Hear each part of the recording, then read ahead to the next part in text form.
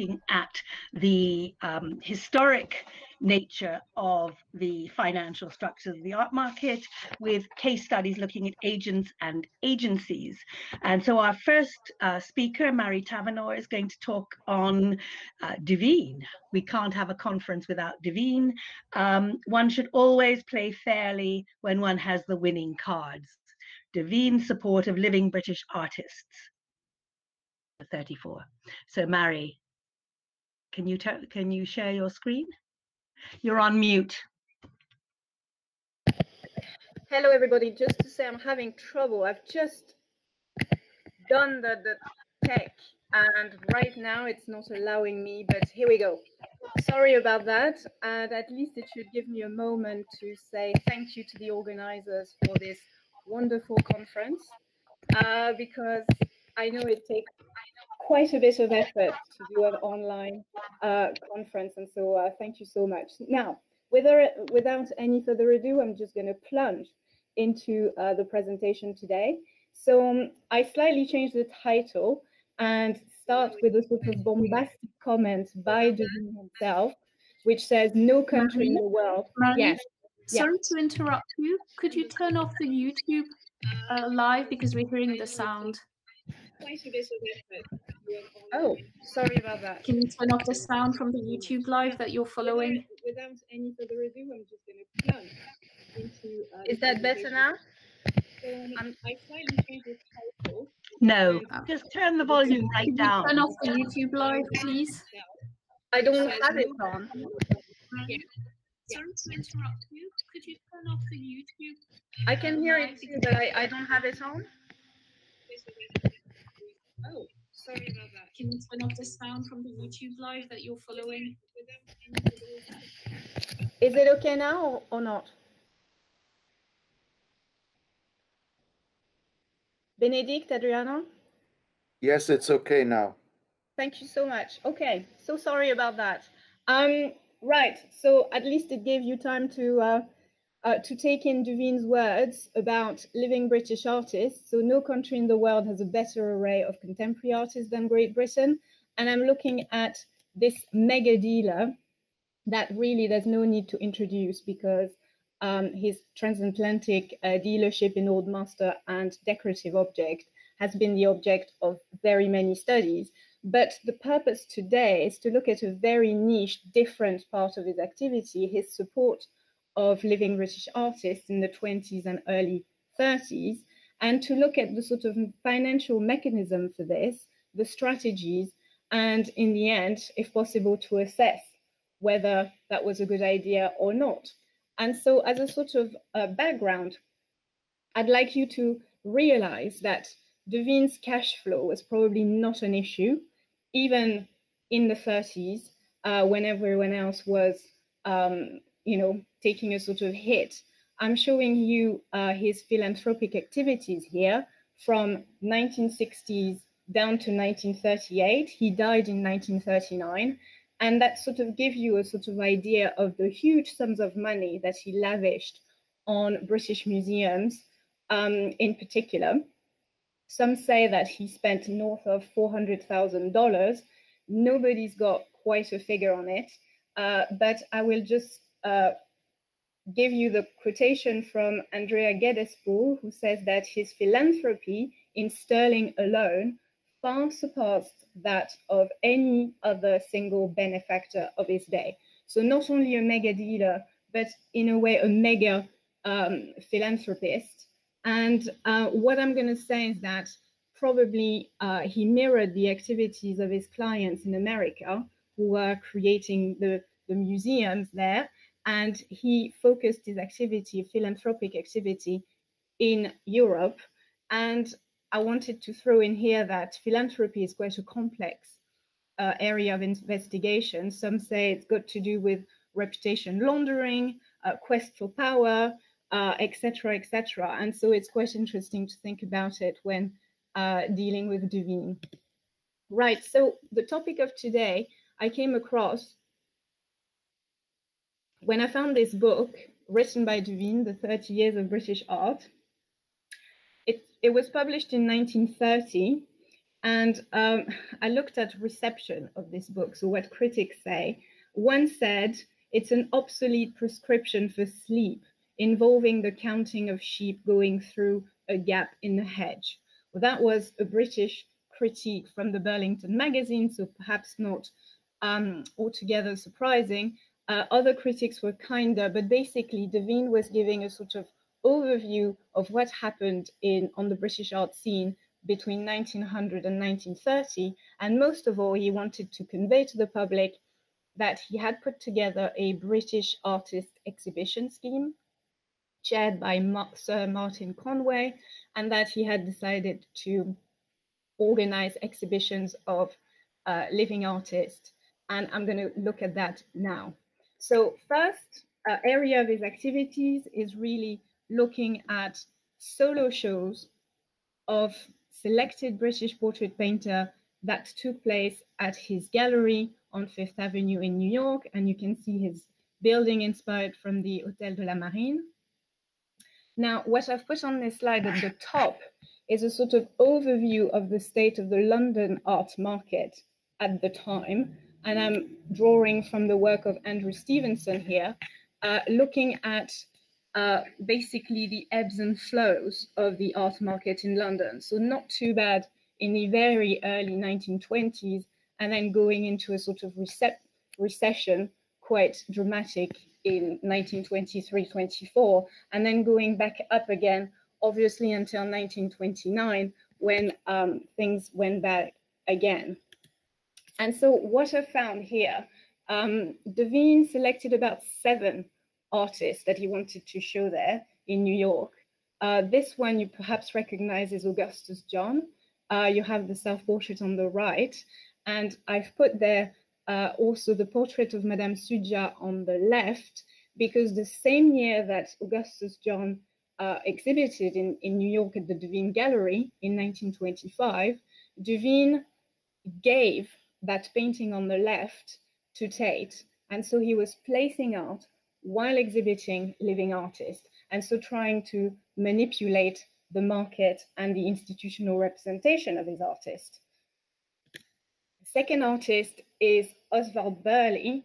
Now, Oswald Burley is really important because he's the only living artist that I know of that Devine gave 3 solo shows in his New York galleries. So that's really important, and it shows that it was a very developed relationship between the 2 men. Oswald Burley exhibited in 1922, I think, 24 and 28. He was brought over to America, introduced in the right circles, so clubs. He was sent to Palm Beach during the winter to meet potential patrons. He was sent to San Marino, and here is the double portrait of Arabella and Henry Huntington's there. If you look around in American collection, you're likely to find plenty of Burley portraits because he basically painted everyone there. So actually quite, please look out for him. Here you can see, okay, Gerald Kelly and Oswald Burley again.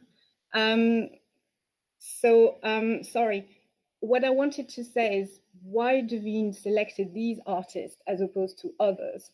And I think the first reason is that they were already quite well known when they were selected.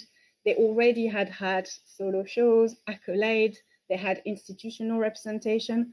And what is interesting is that they were working in that sort of grand manner of British portraiture, but with a sort of modern twist. And I think this is what Devine was looking for his clients, is really to give them the opportunity of not just purchasing the Gainsboroughs and Joshua Reynolds of the past, but also to create their own dynastic representations with a modern take. And you can see on the left, James Walter Carter from Virginia, and then this interesting take on Boucher of the 1750s, and a sort of Madame de Pompadour for Mrs. Horace Elgin Dodge of 1932 by Gerald Kelly.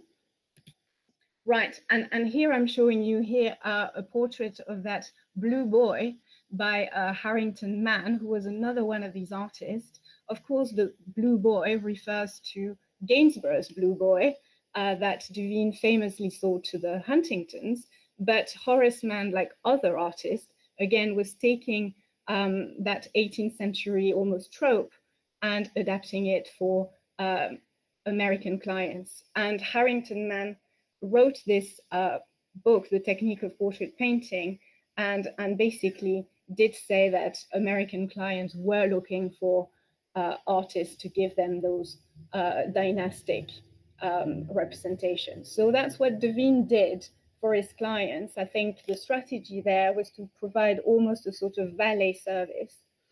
And for some of them, like Jules Bache, he would store cigars, and for others, like the Huntingtons, he would provide a living artist to paint their portrait.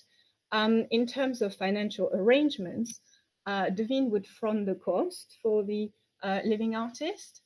So, for example, we have an example over 3 months, he spent about $2,500, forgive me, and the artist would then reimburse these costs once they had earned the money.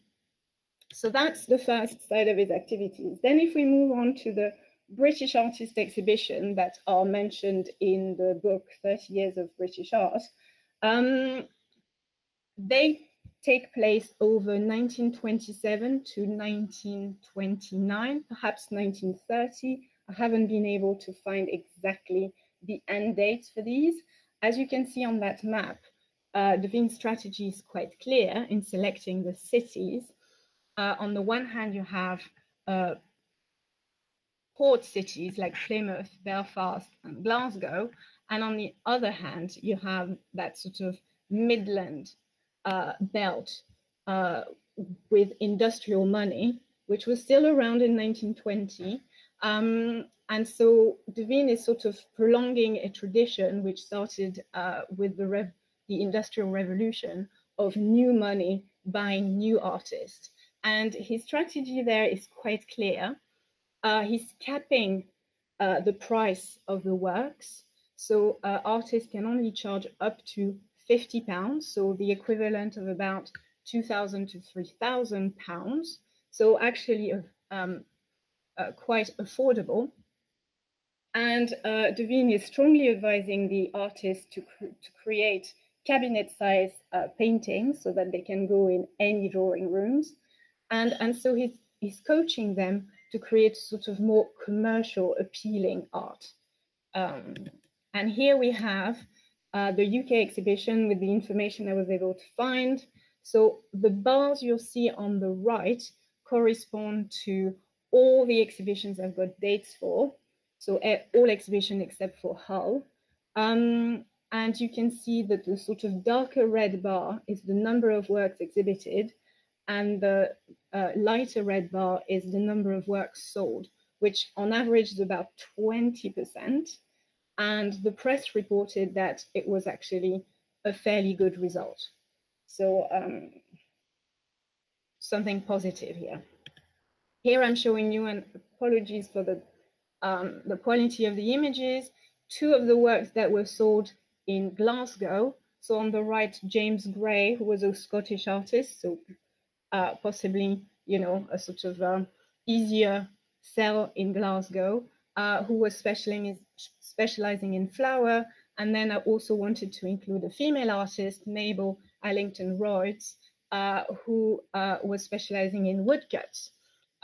So two options, but unfortunately, I haven't been able to access the catalogs, so I can't really go into a lot of details on the sort of artist. The thing that I would like to point out, though, is if you look at their dates of birth and death, you can see that these artists, both Mabel and James, they were nearing the end of their career. So they were not really young, upcoming artists again. They were sort of artists that were already established. And I think it's quite an important point.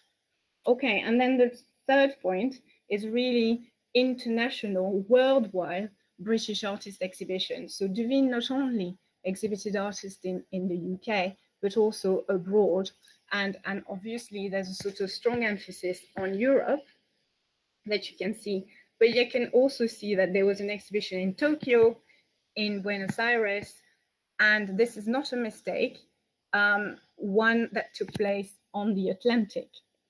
So I'm just going to give you snippet because of time, but here we go. So exhibition location, I think it's quite important to note that in Paris, for example, the British artist exhibition took place at the Georges Petit Gallery.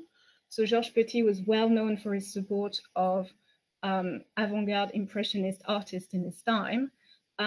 So I think Duveen was trying to take advantage of a well-established, well-reputed gallery in Paris that probably could open up sort of network possibilities with their own clientele. Bear in mind that Duveen had a gallery in Paris on Place Vendôme, but decided not to use in his own gallery. So I think it's part of the strategy.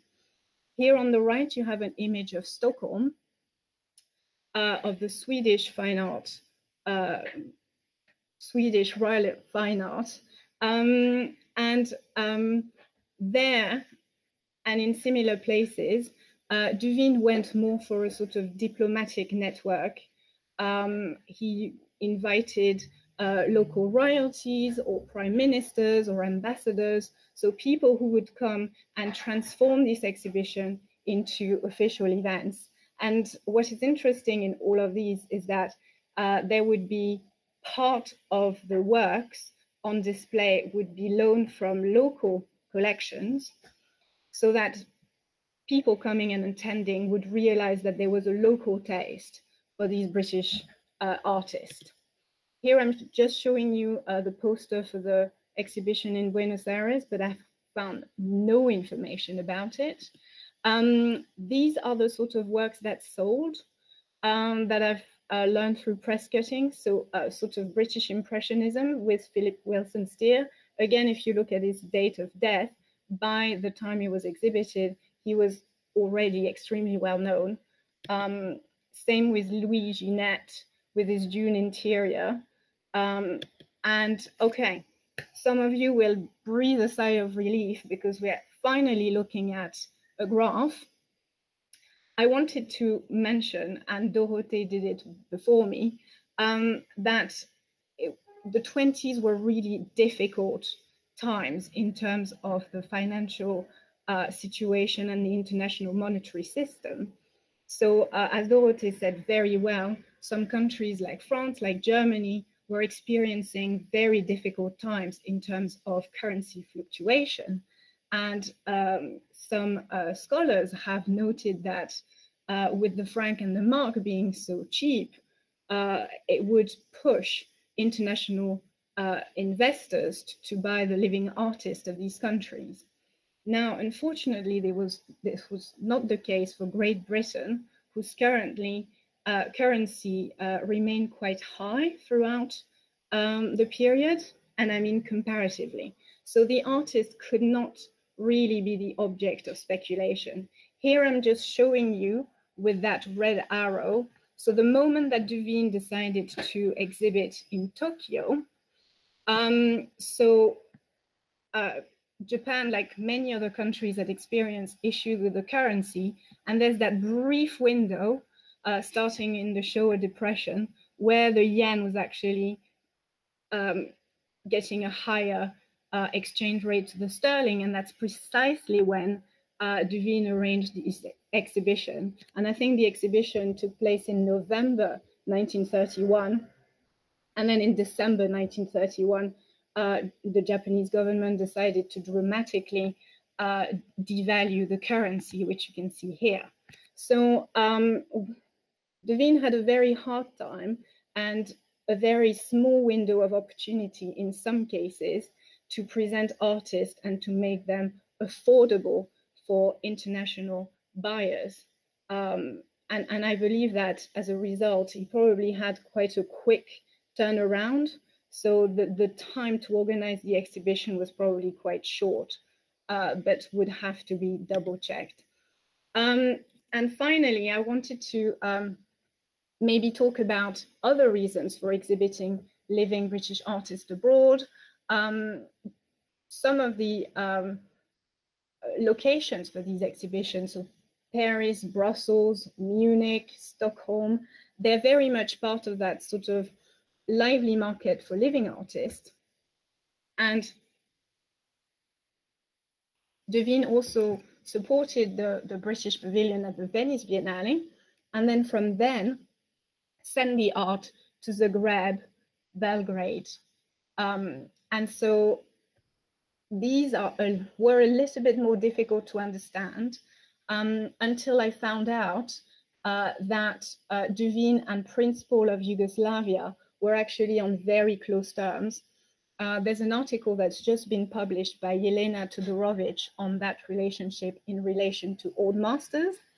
But I just found this letter in the Getty archives showing that Prince Paul was also collecting modern art. And you can see a very bad reproduction here with Augustus John that I mentioned, John Lavery, who was exhibited in New York, Duncan Grant that you would know, Philip Wilson Steer that I've showed you, and Lucien Pizarro and Roger Fry. So Devine was also helping Prince Paul to collect, or advising him to collect, and he also donated modern art for Prince Paul's Gallery of Modern Art in, I think, in Zagreb. So there was a whole, again, a sort of networking element underlying some of these exhibitions. And here the Daily Mail relating the British paintings in Belgrade and explaining what was shown and what sold there. So, right, okay, sorry. There's one more here, which is probably the most innovative of Devine's scheme, okay? So that little dot on the Atlantic corresponds to a liner that Devine had changed, which was called the RMS Berengaria. So this was turned into a sort of floating art exhibition, and Devine took advantage of the sort of prisoner audience going between Europe and New York to show them art and sell them art. And on that particular occasion, 30% of the paintings were sold, which seems to indicate that it was a great success, although I wasn't able to find what sort of painting was sold then. So that is something that I haven't seen anywhere else. So please, if you have heard of other exhibitions on cruise, on liners, then please let me know. And perhaps as a conclusion, there's an elephant in the room here. As you can see, Devine did a lot of exhibitions in Europe, went as far as Tokyo, as far as Buenos Aires, but never exhibited British artists in the US, which was at the time the biggest importer of modern art in the world. And there's two explanations for this. One, I haven't found the information yet, which is quite possible. Two, there might be a conflict in terms of branding, because Devine was selling old masters and decorative arts to American clients. And so perhaps he didn't want really his clients to start thinking that he had changed his brand and was then investing in modern art. And so, again, there's quite a question mark here, and I'm not sure. But I'm going to leave it here. And thank you for your attention, and looking forward to your question. Thank you very much. Thank you very much, Marie. And we will leave questions and discussion, of course, as Benedict said, till the end of this session. So I'm going to ask Darius if he would like to turn on his presentation and introduce us to 19th century auction house satire's relation to stock markets and behavioral finance. Thank you very, very much. Okay, thank you very much, Adriana, and it's a pleasure to be back. This presentation is part of an ongoing research project of mine that deals with the parallel history of financial and art markets. And as a matter of fact, the main point that I'm trying to get at here is the advent of the first attempt to rank contemporary artists by prices. And Darius, sorry, could I interrupt for a second? Could you put it on your thing on slideshow and do presentation mode, and then we'll get the benefit of slideshow, it is on slideshow. Move it to presentation mode so we get the full screen. If you go onto slideshow and then open it, yeah, and then do from current slide. From beginning, I have. From beginning, yeah. From beginning, you say. Is that better? Yeah. Okay. Can you see it, or is there echo or something? No, it just doesn't seem to have changed. Never mind. Forget it. Okay. Don't worry. Is it okay? Okay.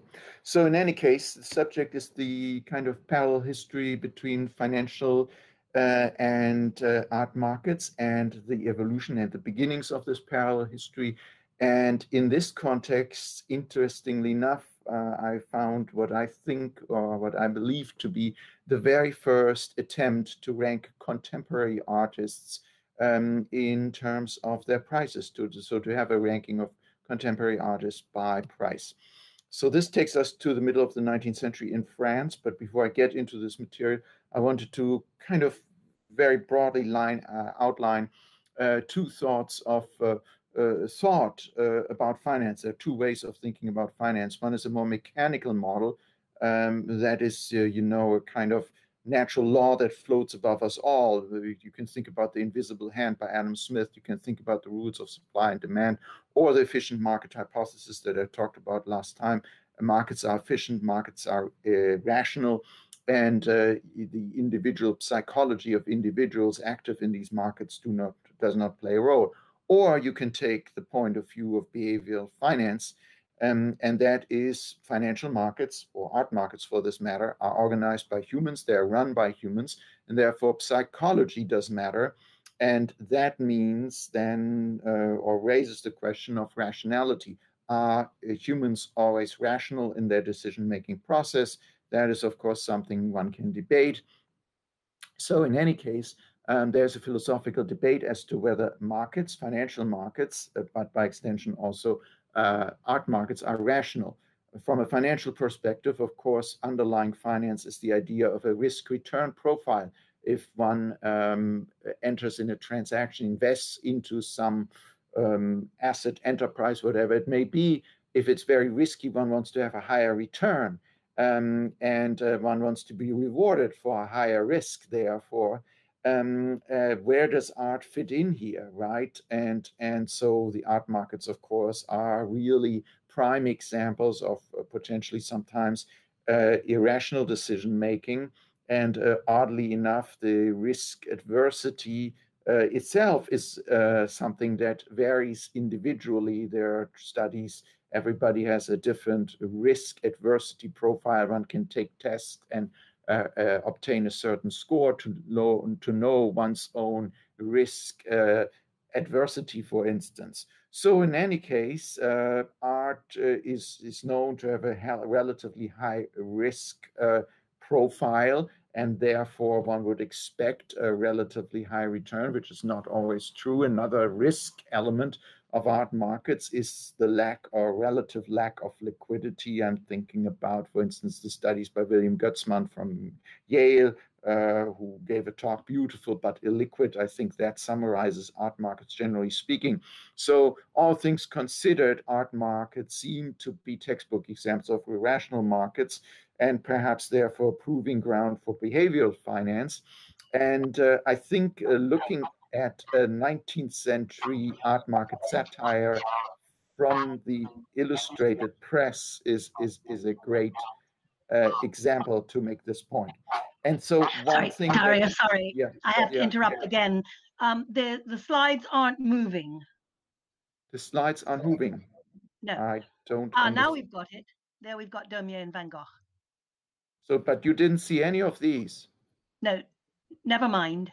We'll move on to Daumier and Van Gogh. That's fine. Okay, let me just check. Does it move now? Does it move? Not if you're going forward, no. Does it move now? Does it move in this? Yes. Well, then I'm staying in this mode, okay? Okay, perfect. Okay? Thanks so much. Sorry to interrupt.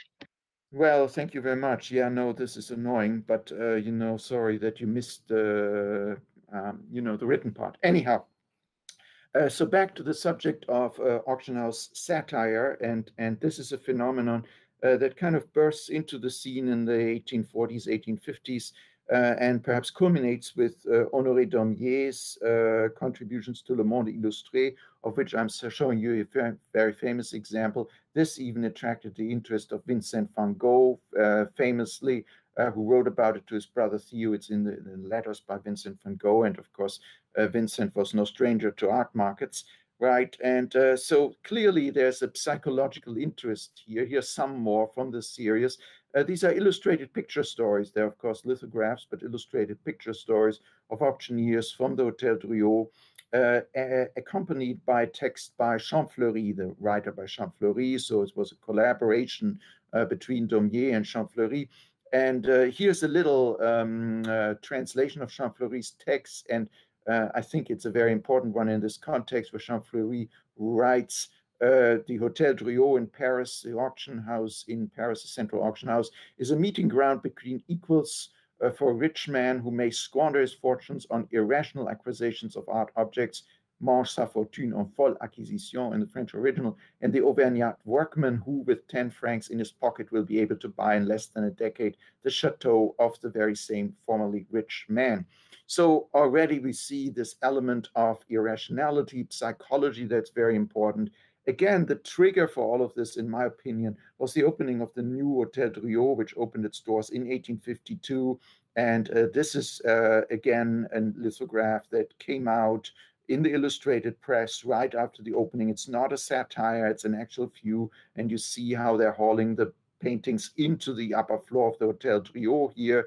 The idea behind the opening of the new Hôtel Drouot in 1852 was to concentrate all Parisian auctions in this one venue. The municipal government, in particular in Paris, didn't want to have auctions scattered all over the map.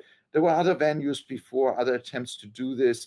In the 18th century, Parisian auctions usually happen in private residences, especially after death sales. Then after the or by the time of the First Empire restoration period, the Hôtel Bouillon, and then we have by the 1830s the first Hôtel de Vente that was built, interestingly enough, right across the street from the Bourse on the Rue Vivienne. This is the Bourse over here. This is the stock exchange, the Palais Brongniart, and this is the newly built not the Hôtel Drouot yet, but the precursor of the Hôtel Drouot, the Hôtel des Ventes, which was deliberately placed just across the street from the stock exchange. So deliberate proximity.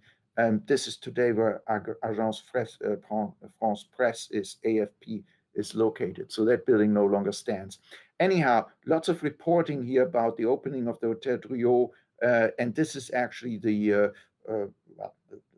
first floor in the European system, the second floor American system. This is where the art was transacted. One thing we need to keep in mind, that auctions at this point in time very much comprised all kinds of things not associated with art. Lots of auctions with clothing, used clothing, for instance, used furniture, these kind of things. So there was a kind of effort to distinguish the more upper class art sales on the premier étage from the lowly sales of the used clothing and so on. And the way to do this is to have this special staircase, separate access. So staircases were markers of class distinction. Here's the Paris Opera with its fantastic staircase from about the same period of time.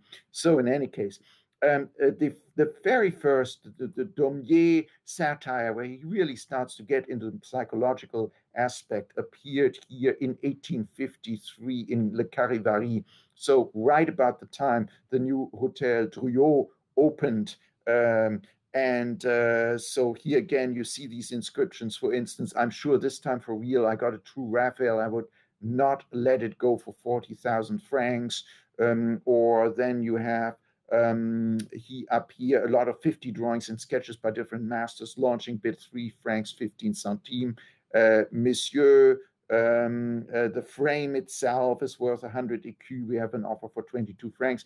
A lot of interest in small bids, smaller transactions here, and an interest in the psychological workings of the buyers and the sellers and the psychological dynamism of the Hotel Drouot. But where does it come from? Well, it comes from, for instance, the precedent was a publication that was very successful in the early 1840s, illustrated by Paul Gavani, who was a printmaker in the same league as Daumier, called Les Français peints par eux-mêmes. And this is actually the vignette for the collector. There are other such scenes for pastry cooks and stuff like that. But ultimately, it goes back to the 18th century fascination with physiology, physiognomy, the idea that you can read what's going on somebody's mind, characteristics of somebody's inner mind by the physiognomy. This goes back to Johann Caspar Lavaters Physiognomische Fragmente zur Beförderung der Menschenkenntnis und Menschenliebe, 1775. And then there was a whole series of little volumes that came out in France by Louis Cauillac in the 1840s. And of course, Les Français peints par eux-mêmes. Balzac also was a literary equivalent. Again, this takes us back to the 18th century and this fascination with physiognomies, in particular, facial expressions, comparisons to animals, and so on. That was, in my opinion, the starting point for this interest, this psychological interest in markets and what moved people here. Here's the commentator or the writer of the text that went along with Gavani's little vignette. It is at the Palace of the Commissaire-Priseur, the older Hotel des Ventes, where the only characters, the only persons of truly remarkable mindset in our era meet. They are the only ones who have a particular originality, the only ones who march outside the main flock to find pathways where the long grass has never been trampled down by the crowd. These remarkable individuals are the collectors. And then he continues on, first and only paragraph, our collectors are subject in perpetuity to surveillance by the high police authority. So there is a kind of pathology involved. But now I wanted to get into one spin-off of Daumier that I became really interested in, and a competitor of Daumier by the name of Bertal, who published a kind of similar thing in the Journal Amusant. And this is an illustration by Bertal, whose real name was Charles Albert Danoux. It's very much in the manner of Daumier, as you can see, in terms of the style of the drawing. There's an auction going on, and the auctioneer is calling out the numbers, and you will never get this sale, and going up, and so on. Same references here to Balzac, the Comédie Humaine. He's also talking about one of the leading auctioneers, Bonifance de la Viale. It is you, Bonifance, whose great figure personifies the old school of auctioneers. It is you who had the honor to be praised by Balzac. So in that sense, nothing new under the sun, but there's this thing that really started to interest me, which was part of this illustrated picture story by Bertal. And it's a satire on financial reporting. It's called the Code de la Bourse des Arts, 1857, 1858, or in translation, a financial bulletin of the art exchange. It's a spoof on the financial bulletins that you would find in the New York Times and reporting stock markets. In the text, we read this talk about what Bertal calls an electric wire that seems to directly connect the stock exchange on the Rue Vivienne. You remember the columns of the Palais Brongniart, which I showed you a moment ago, with the Drouot exchange on the namesake street further north. When the Vivienne exchange is sluggish, the Drouot exchange lingers on as if abandoned. When the Vivienne exchange goes up, the Drouot exchange climbs like crazy. When the Vivienne exchange goes down, the Drouot exchange tumbles. Now, this is clearly the satire, and probably, not meant to be looked at, and most people probably glanced over with a smile, but I started to read it, and it contains really serious, interesting information about leading contemporary artists and also about the perception of the prices. This is not just made up, and this is how it looks like. This is a close-up view, and basically to explain the structure, the layout, You have the main stock market with paintings here. Then there's a play on words on small caps or small formats here, right? You have a foreign market, small foreign market, principally English, and a bond market here. Then you have diverse markets referring to drawings, pastels, and a few indications from the real stock markets. And then the little vignette here with the devil's seesaw, which of course is a satire. The text talks about Meissonier a great deal. Meissonier very much, of course, stood out. There's talk about the Meissonier credit. No other artist is mentioned as so-and-so credit, but there's a Meissonier credit, which held its own during the trading day and managed to go constantly up. Buyers could easily be found for 25,000 francs, but even higher prices for these shares were observed. Of course, the Meissonier shares. Descamps were rare and offers for his titles were missing, although they are in demand for top prices. Quote, Jérôme's shares were at the center of attention. Again, quote, the opening quote was 2,980, but soon surpassed 5,000. Finally, under the pressure of demand from abroad, they climbed in bounds and leaps, again, quote, up to 20,000. The realization of gains, however, brought them back to quote of 12,637.50 by the end of the trading day. Interestingly enough, the time frame here is a whole year, and this whole year is condensed to a whole trading day at the actual stock exchange. So I think this is a very important document because all of the artists you find here, with the exception of one, were still alive. It's really a stock exchange of living or then contemporary artists. But let's be careful. This is 1857, 1858. So Impressionism had not arrived yet. Modern art had not arrived yet. This is all academic art for the simple reason that modernism, the way we understand it today, had not happened yet. But it's on the eve of the advent of modernism. And it is the very first attempt, as far as I know, to rank contemporary artists in terms of their prices. So let's take a closer look at some of the artists here. And again, the illustrations are not illustrations of actually artworks mentioned by Bertal, but these are illustrations of famous examples, iconic examples of these top artists listed by him that I picked. So we have at the top of the pecking order here, very well-established academic artists, such as Ingres, who is kind of listed with a typical price of 60,000 francs, staying stable. Hippolyte Flandrin, very much à la mode at this point in time, staying stable at 20,000. Paul de la Roche, a little bit the previous generation, still in very high demand. Here is the execution of Lady Jane Grey from 1834, listed as stable with 45,000. So at the top end of this ranking, you have very much stable values, right? And then you have a lot of thin trading with not with great names, but not a lot of important artworks coming up. Eugène Delacroix is in this category, you know, and again, you know, staying pretty stable. Horace Vernet, not surprising, perhaps more of the previous generation. Again, Meissonier takes a leading position here. Keep in mind, he is kind of has his honorific, the credit, the Meissonier credit, right?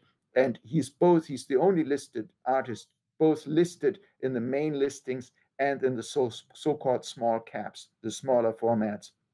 Larger caps kind of going up from 21,000 to 23,000, smaller caps also climbing up, and there's a high and a low value also for the trading date here.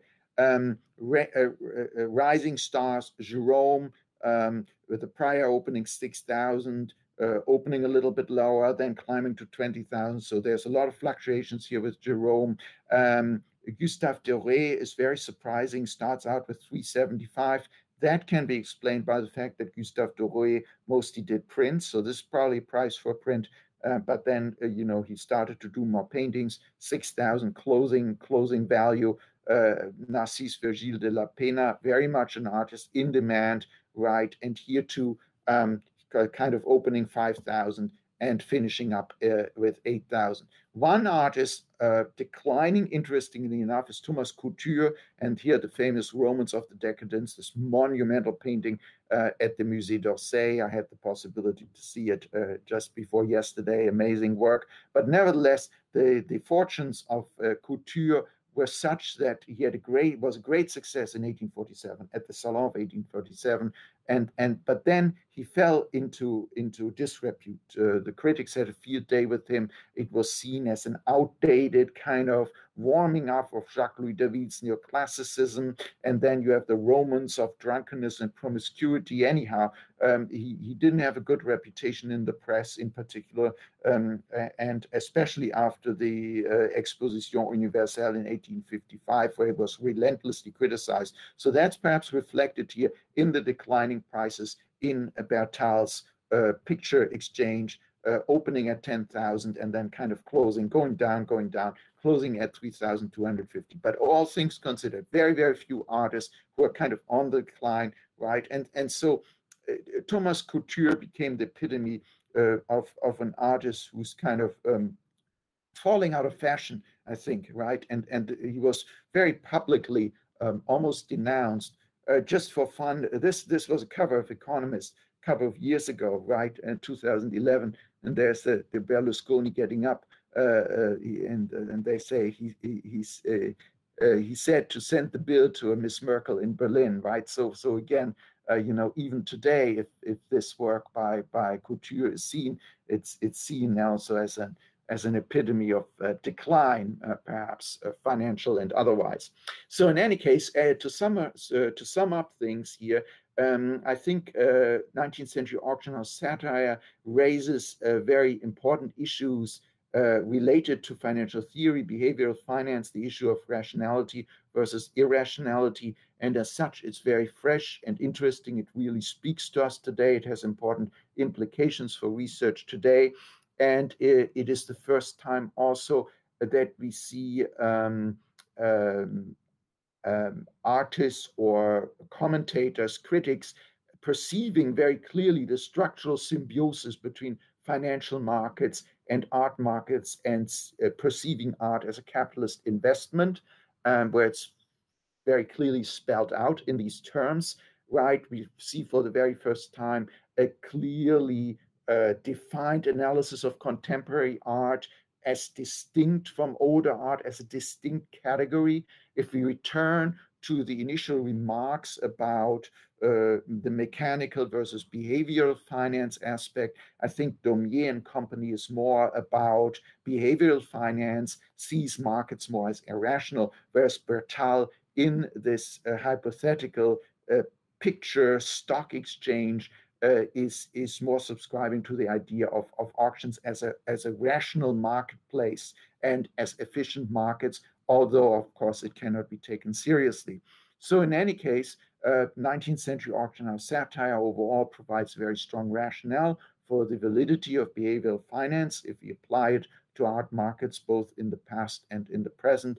And it also provides us with these very interesting early attempts to associate, to liken financial markets with art markets, to see these structural parallels, and also to perceive the market for contemporary art as a distinct category that follows its own rules, and where art can be ranked in terms of its prices, and each artist has a different, distinct risk-return profile.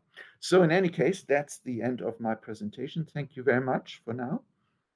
And thank you, and we look forward to the discussion as you brought forward some interesting and, as you say, unusual and unknown sources for us to consider and different aspects of the market.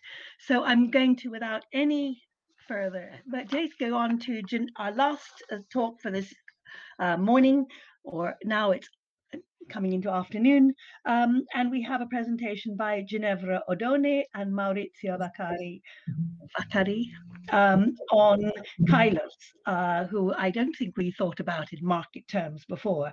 So Calus Limited, or the informal international art dealing company designed by the Comte de Calus. So thank you very much. If you share your screen, that's wonderful. Okay, you see it and the slide also? Yes, indeed. Yeah. Perfect. So thank you, Adriana, and thank you to Mary and Darius for their fascinating presentation. I'm very happy to be part of this rich workshop. I've learned so much from the presentation of this day, so thank you to all the participants. The topic proposed for the workshop was perfect for speaking about the commercial structure formed by the Count of Calus. With this presentation, Maurizio and I would like to identify and reconstruct the dynamics of the transactions carried out by the Count of Calus and the organization he built for his purchases on the Roman art market during the 18th century. This presentation will illustrate the informal international art dealing company designed by the Count, the actors involved, and analyze this structure applying a modern business approach, allowing to call it the Calus Limited. We start now by introducing the people involved, the main characters of this reconstruction. The first name of this list is, of course, the one of Claude Philippe de Toubière, Count of Calus, a Greek scholar and a French antiquarian who put together a recollection of objects used for study purposes, most of them both on the Roman art market. For Calus, the necessary means for the study of antiquities were in fact the objects themselves, which he loved to keep in his hands and study directly. We must in fact remember that he considered the artifacts as necessary for the understanding of the customs and traditions of a society. The aim of all these purchases by the Count was the analysis of the objects aimed at enriching his monumental publication entitled Recueil d'antiquités égyptiennes, étrusques, grecques et romaines et galloises, a work that took several years for the redaction and which was printed in 6 volumes and 1 supplement in Paris between 1752 and 1767. Moving to the second line, here we find 3 other important characters for today's presentation. Paolo Maria Paciaudi, an Italian ecclesiastic member of the Theatine Order, antiquarian and historian, as well as librarian to the Grand Duke of Parma and correspondent with Calus. Charles-Joseph Natoire, a Rococo painter, who was also director of the French Academy in Rome since 1751 until 1775. And on the right side of the slide, we have Abel François Poisson de Vandières, Marquis de Marigny, a French nobleman, director of the Bâtiment du Roi, who reached this status thanks to the fact of being the brother of Madame de Pompadour, the famous favorite mistress of the King Louis XV. The last characters that we want to introduce here are the antiquarians Francesco Alfani and Giacomo Bellotti. The first was born in Naples and was a very close friend of the famous Giacomo Casanova, who mentioned Alfani in his memoir. Alfani was an antiquarian and art dealer, but he has been expelled from Naples because he frauded some noblemen with false antiquities. Giacomo Bellotti was as well an antiquarian and art dealer who worked a lot with international customers present in Rome, in particular tourists visiting the Eternal City as part of their grand tour. He was also maestro di camera of the Borghese family in Rome, and this role allowed him to improve his own reputation throughout Rome. The last but not the least, we have a certain Monsieur Duval, as Calus mentioned him in his correspondence with Paciaudi. We don't have any additional information about him, except the fact that he was director of the French Postal Service in Rome at the time. He was in contact with Charles-Joseph Natoire, probably because in charge for sending to Paris the works of the pensionnaire of the French Academy in Rome. But where were all these people located? As already partially emerged from their presentation, some of them were based in Paris, in particular the Count of Calus and the Marquis de Marigny, while all the others were in Rome at the time. The presence in Rome of 2 French characters highlights how these 2 countries were connected and the important role played by the Italian city on the international art and antiquities market of the time. All the characters here presented played an important role in what we have here called the Calus Limited, organization that operated in Paris and Rome between the 1757 and the 1765. The naming Calus Limited has been left in brackets because, as we will see more in details later, it was not a real organization in the modern meaning, but a simple informal structure that the Count of Calus created to support his purchases of art pieces and manufacts on the Roman market. Each character played a specific role in this operation. The Count of Calus can be considered, as you may expect, as the investor, sponsor, and main coordinator for the entire project. He had a vision of the enterprise required to support his purchases, and he paid some intermediaries for their expertise. The most important one among these intermediaries has surely been Paolo Maria Paciaudi, to be recognized as the artistic intermediary of the entire process, as well as main point of contact in Rome for the Count.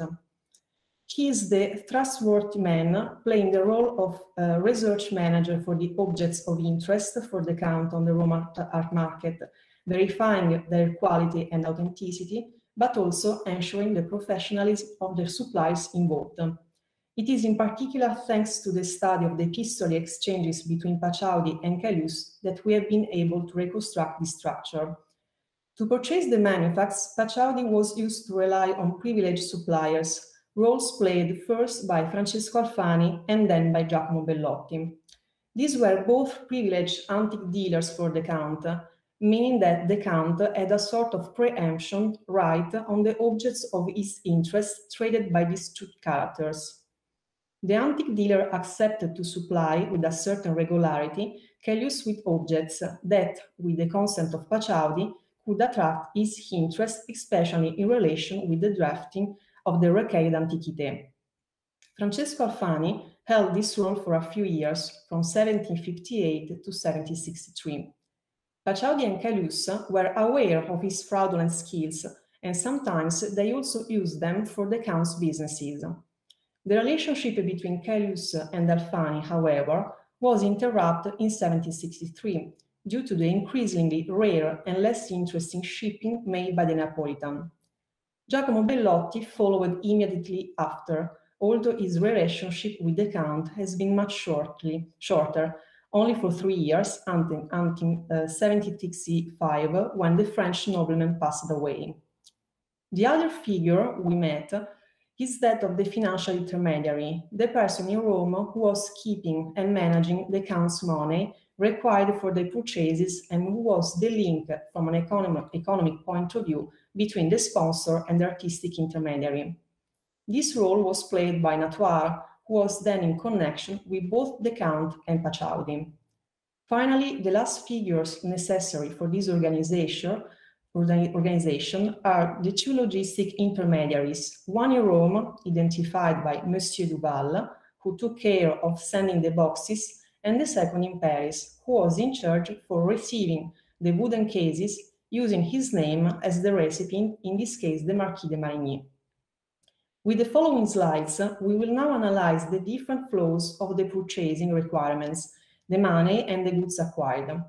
Their study is also very useful to better understand the internal dynamics of Calus' organization and how these different characters were interacting with each other. Starting from the purchasing requirement flow, the needs generated, as we could expect, from the Count of Calus, who then communicated to Paciaudi the kind of manufacts he was particularly interested in acquiring. As we said earlier, the two were correspondents for some time, and since Calus was in Paris, he had complete faith in Paciaudi's taste and in his ability to research the best pieces on the Roman antiquities market. Paciaudi made direct contact with traders and antique dealers, chosen for their professionalism. We have already mentioned that the two antique dealers in Rome privileged by the Count were Francesco Alfani and Giacomo Bellotti. The purchasing requirements were then following a kind of top-down hierarchy. The money was following, however, a different path. As already anticipated, the sums necessary for the purchase of the art pieces were sent by the Count to his financial intermediary, Charles-Joseph Natoire, who was safeguarding them and redistributed them to Paciaudi when he needed to pay the suppliers or to Monsieur Duval to pay for the shipping. On some occasion, Calus was also anticipating Natoire with some money to allocate for future purchases in order to gain flexibility and speed up the transaction when necessary, and Natoire was doing the same with Paciaudi, entrusting him some sums in advance for the same reasons. The third and last slide for this group consists of the goods flow. The objects to be purchased obviously came from the merchants and antique dealers who acquired these objects from previous owners that wanted to sell them on the market. Sometimes, however, the objects were directly discovered by the merchant themselves, as for instance was the case with Giacomo Bellotti, who was also a digger that discovered numerous ancient finds in the Roman countryside. The pieces of interest for the Count were then acquired by Paciaudi, who took care of their packing and preparation for the shipping to Paris, on some occasion with the help of an external expert taker. From the correspondence between the Theatin and the Count, we know that this baker, whose name is not mentioned, was extremely appreciated by the Count, so much that the latter renewed his trust on him, even when on one occasion some of the objects arrived at their destination broken in 2,000 pieces. Once the objects had been packed and the wooden cases sealed, the financial intermediary collected them and passed them to Monsieur Duval for the shipping. At this point, the second logistic intermediary, the one in Paris, comes into play. The Marquis de Marigny was the person to whom the cases were sent and who took care of their delivery to the final destination. The passage through the Marquis, given his position as director of the Bâtiment du Roi, was also an expedient to reduce the risks connected to the passage through customs and to speed up the delivery. He was also the person that introduced Natoire to the Count. In reality, the role played by the Marquis in this organization is very limited and present only on some occasions. This character slowly disappeared entirely when the Count, tired of the need to continuously writing gratitude letters for the favors received, decided to change strategy and use smaller boxes and the standard postal services for his shipments. The floors here presented allow us to better understand the connection between the different characters involved. It is particularly interesting to notice the central role played by Paciaudi in the different aspects of the transactions, only character involved in the three different flows. I will now pass the microphone to Maurizio for presenting us this organization from a more business point of view. Yes. Thank you, Ginevra, and thank you for all the participants to this workshop.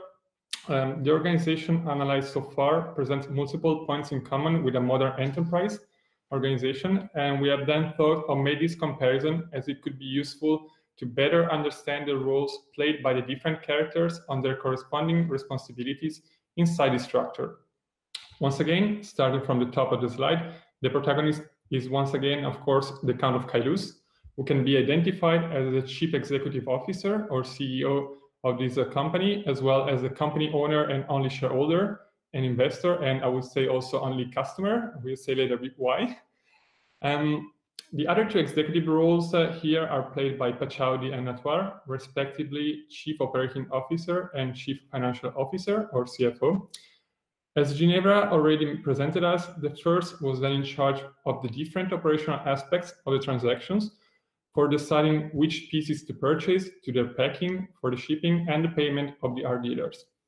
Natoire instead was taking care of the financial management, ensuring that the different actors were paid for their services, while protecting also the Count's money from potential risk.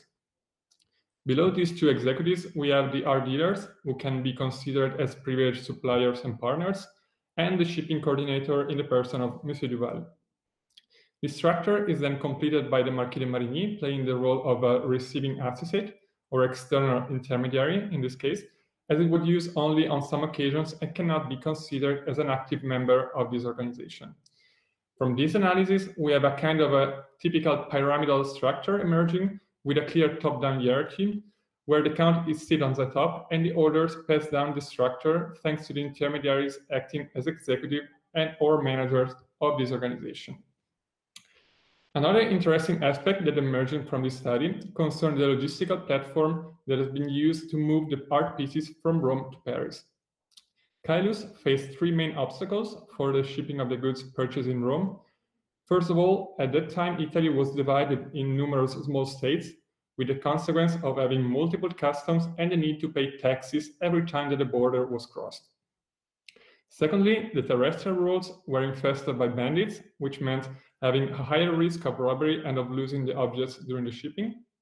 And finally, at the time, Calus didn't dispose of the modern telecommunication technologies we are using, for example, in this moment, and the physical distance made it much harder for him to control the operations of the different partners involved.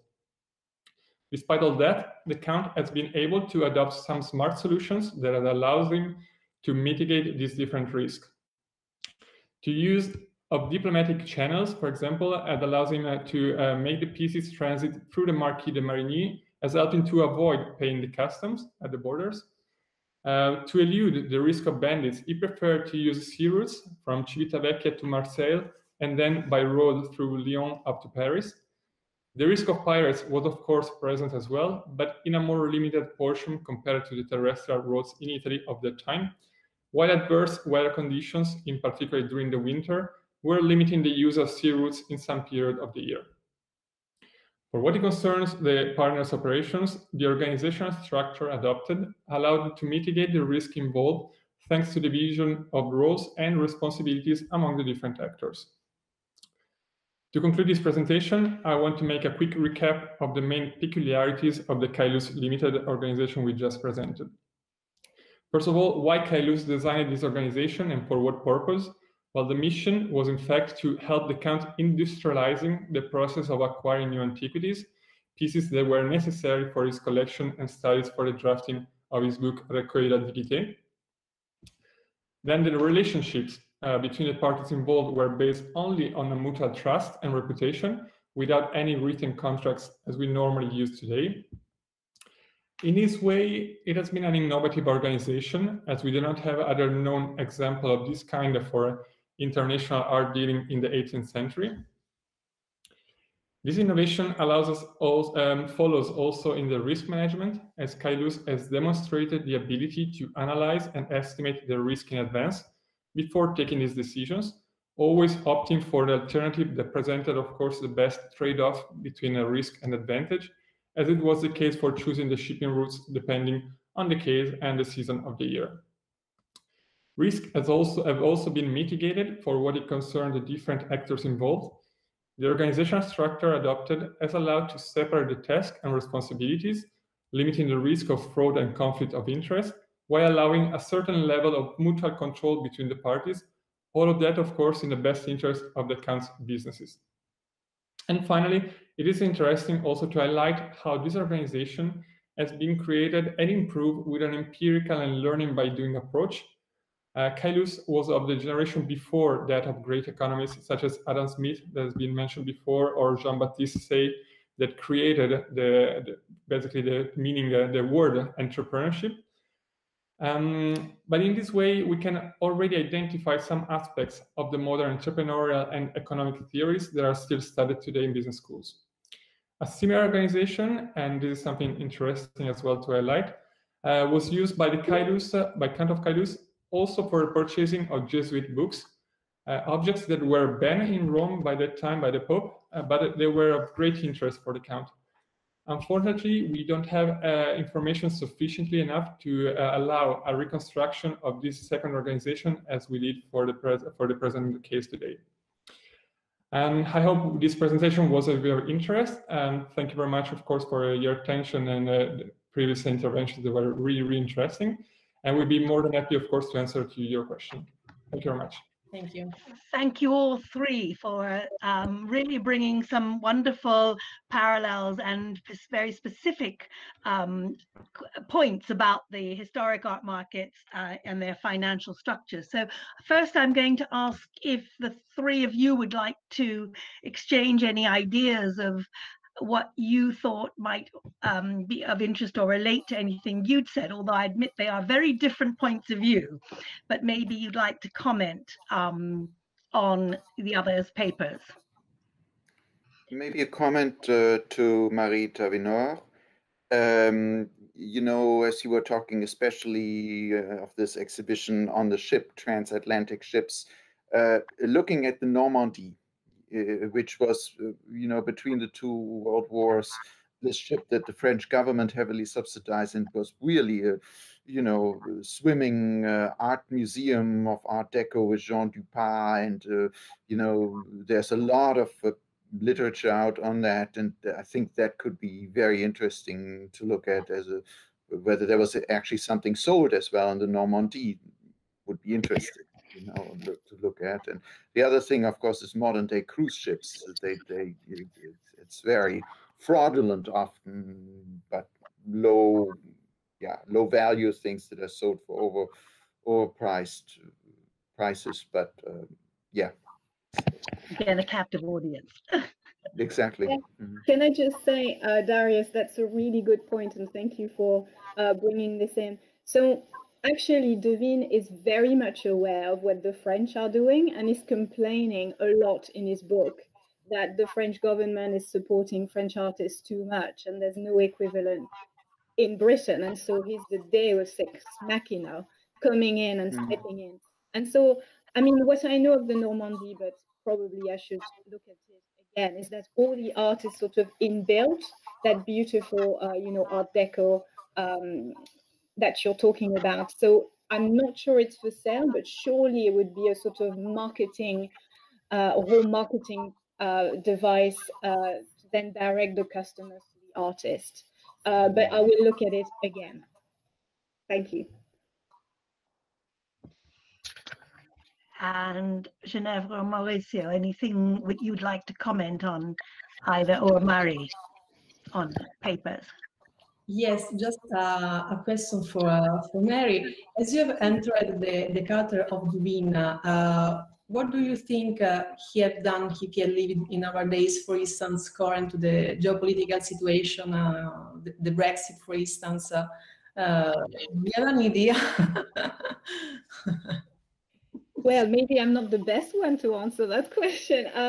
I think Duveen, because he was trading internationally, and I think your paper is showing that very well, I think you always find a way around issues and around, you know, you have your networks based everywhere. And so you will contact your networks and make sure that it, you know, you do your business. So I suppose I'm going to put the question back to you. You know, we know that there were wars at the time, and so of course it would have had an impact, but do you think it was really a problem, or did people have such well-built network that it didn't matter? What do you think? I think it's very interesting what you just asked back. And I was thinking, for example, also what happened during this last year with the COVID-19. The wealthier people became even more wealthy than before, and the use of technologies, of course, has allowed someone to keep some kind of a living style, I would say, compared to other people that were in disadvantaged position that has been even more disadvantaged today due to the COVID-19. So I was wondering, for example, if Devine, in the current situation as well, would have been able to transform, to adapt his business using a digital platform, for example, and starting immediately to do digital art exhibitions, for example, compared to other actors that didn't dispose of the same meaning to adapt quickly to new coming and not planned, of course, situations. Well, I'm not sure, again, I'm the best. I think what characterizes Devine is that, and other people here will know him as well as I do, and perhaps better, Devine never let anything get into his way. So where there was a will, there was a means. And so with any of his clients, he would procure whatever they needed. And that goes, as I said, from cigar to theater box at the opera to whatever it took to make sure that they were faithful clients. Yes, mega dealer, as I said. Can I bounce and maybe go back to Darius if possible? Because I was really interested in your paper. Also, it's taking me back to France, which is always nice. And so I was wondering if those satire, were there perhaps a way of democratizing the public's knowledge of art in a moment where you said, of course, the salon was still quite prominent, but you already see some dissenters. And I'm thinking about Courbet, for example, and his separate personal exhibition at the 1855 Exposition Universelle. So in a way, do you think that partook in that whole shift from salon to more market-based transactions? Yeah, I think there are two parts to the question, right? There's the issue of democratization, or greater emphasis on lower end art prices, and I think that's, keep in mind, Champfleury is really socialist, right? And we do know that Daumier had socialist sympathies, Courbet, of course, as well. So there's a little bit of political agenda there. There's no doubt, and I think there's a very deliberate attempt by Champfleury, by Daumier, to focus on the lower end, and as we all know, Daumier didn't really like the bourgeoisie very much, but he certainly has a sympathetic eye on these low-end collectors.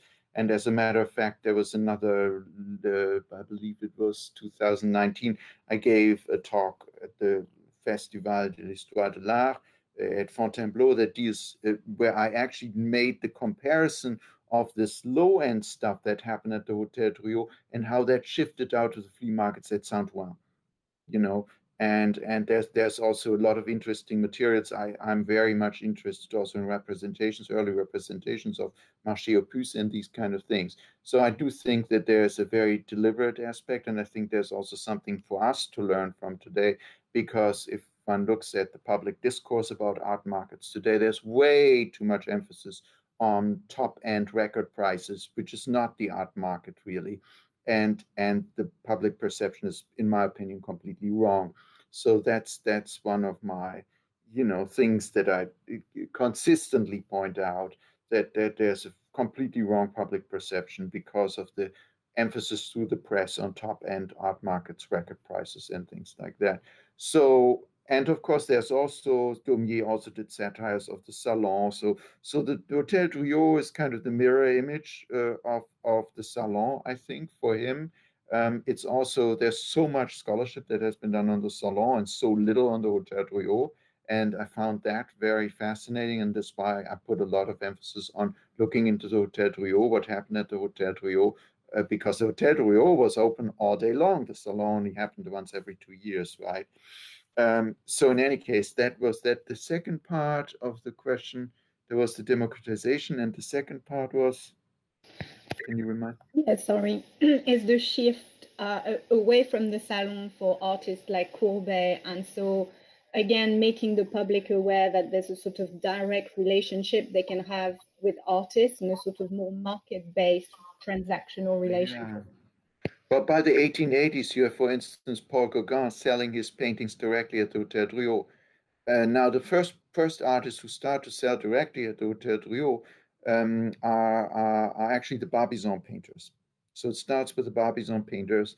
There's also 1 or 2 sales of the Impressionists, of course, later on Gauguin. So that's an interesting thing that one can retrace, using auctions as a kind of direct marketing tool. I think that's another aspect. So there's a lot of, so many facets of that, but the big problem is the volume, because by the time you reach the second half of the 19th century, you're dealing with, sometimes close to 10,000 catalogs per year. And how to get a handle on this huge volume of data is quite complicated. Also because then you have the catalogs and you need to have the prices and you have the handwritten minutes at the Archives de Paris and you need to match that. So it gets rather time consuming, rather involved to do that. But yeah, anyhow, I hope I answered the question. Yeah, and I'm going to move us on because the questions are coming in thick and fast. And Elisabetta put one into the chat first. So Elisabetta, first to you and then to Dorothée, and then we'll go to the questions in the chat. Thank you, Adriana. Thank you very much for this, again, quite an inspiring presentation.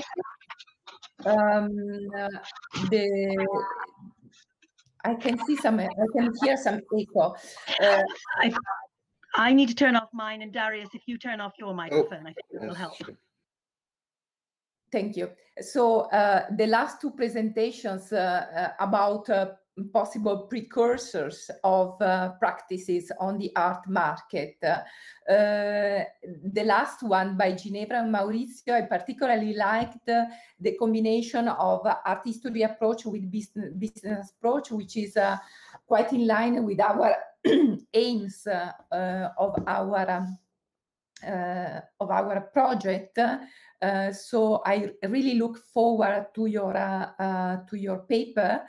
And a possible suggestion is you could go further and try to build a sort of historical case study of what happened by comparing, for instance, the risk of enterprise by shipping on Earth and shipping by the sea, if you have sufficient data. But if you like, we can discuss that further. And talking about sailing, and not just because I'm a passionate sailor, I have a question for the presentation of Marie. I was very much intrigued, so I'm following up to the comment by Darius. I am quite intrigued by what you presented as Duvin's innovative scheme of the Berengaria floating exhibition. And I'm interested from the marketing and consumer behavior perspective, because as you described that these were prisoners, that is captivated consumers. And you described this operation as successful. So I wonder why Duvin himself did not pursue with similar floating exhibitions. So if you can explain that. Thank you. Ginevra and Maurizio, do you want to answer first? Yes, so thank you, Elisabetta, for your ideas. It's a little bit difficult to find some information about the risk of enterprises selling the goods on Earth or by sea. It's not very easy to find some information in the 18th century.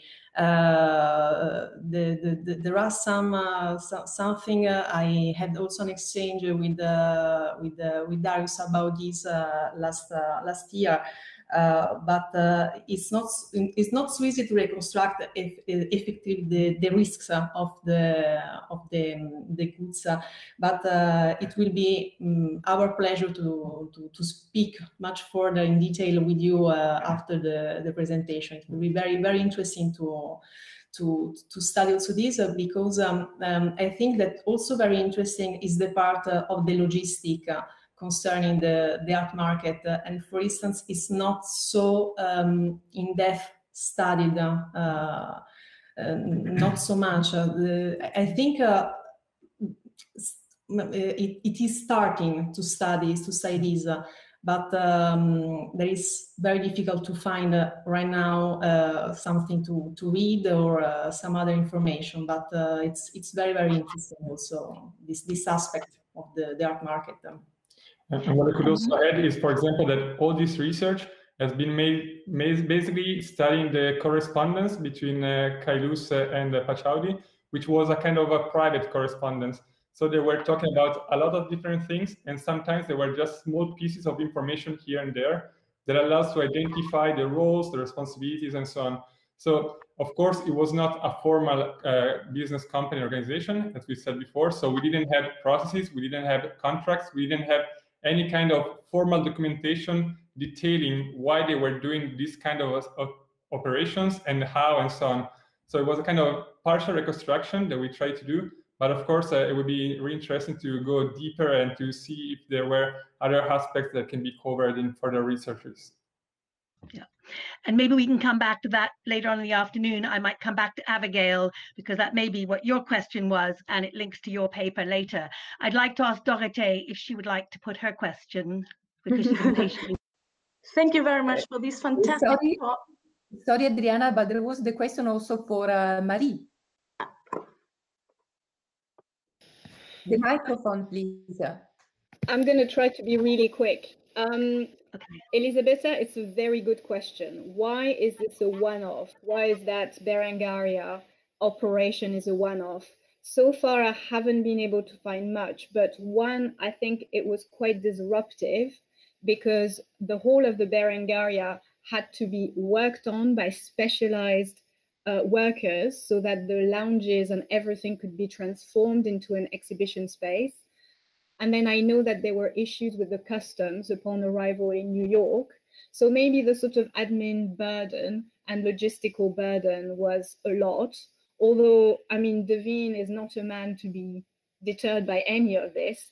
It could also be just the international context. You know, the Berengaria was October 1928, and then you have the crisis in 1929, and then perhaps it's too late. Thank you very much. Okay, now Dorothée, because I do want to answer the questions in the YouTube because they're waiting to have their questions. I will do it very quickly. I try to do it very quickly. Many thanks for these fantastic topics. I have so many questions, but I would like to put only one of this because I found it really very interesting, Marie, and but it's a question really for all. These connections to Japan, because I know by the dissertation of Lukas Fuchsgruber about Hotel Drouot that also in the middle of the 19th century they have globalized relationships. And my question is, is this also a little bit financed, or is this interlinked with foreign cultural policies of these nations in this imperialistic times? Short question. I'm going to start. We'll do my best and then pass on. You are right. I think since the opening of Japan, the West is terribly interested in pushing these trading opportunities. There is also an interest from Japanese collectors to take advantage of, again, the sort of currency fluctuation. And there's work by David Chalice in particular on Rodin being sold to Kojiro Matsukata at the same time as he was putting together a collection of modern art, modern French art. So I think Devine, knowing this, would have tried to take advantage and, of course, invited the princesses, invited all the ambassadors, and turned this into an official diplomatic event. Right, thank you. I'm just going to look very quickly at the YouTube. So there was one comment saying, you could find the same structure in the 18th century prince trade, which I think is a comment about, again, the Calus talk, because it follows a question saying, I was wondering why the director of the Bâtiment de Roi would have such an important acting role in what is a private enterprise, and what were the relationships between Marigny and Calus? Yeah, thank you for the question. So Marigny was linked to Calus because Natoire was the intermediary between the two characters, and Marigny is important in this case because as directeur du Bâtiment du Roi, the shipment that arrived to him didn't pay the customs. So this is the reason why Calus started using Marigny, but he was in contact with him. But as we said, he didn't like a lot to write every time letters of gratitude to Marigny. So at a certain point, Calus started to eliminate this figure in this pyramid, and he preferred to use Pachaudi and Natoire d'Aitri and the Monsieur Duval, this certain Monsieur Duval, because it's easier for him to do this. He didn't like a lot to spend time thinking for study, spend time to writing letters. He wrote just to Pachaudi because it was his artistic intermediary. But in the letter for Pachaudi, he wrote several times, "I don't like to write to him. I don't like to write letters to these other people, etc." So for facilitate, at a certain point, he decided to eliminate the figure of Marigny.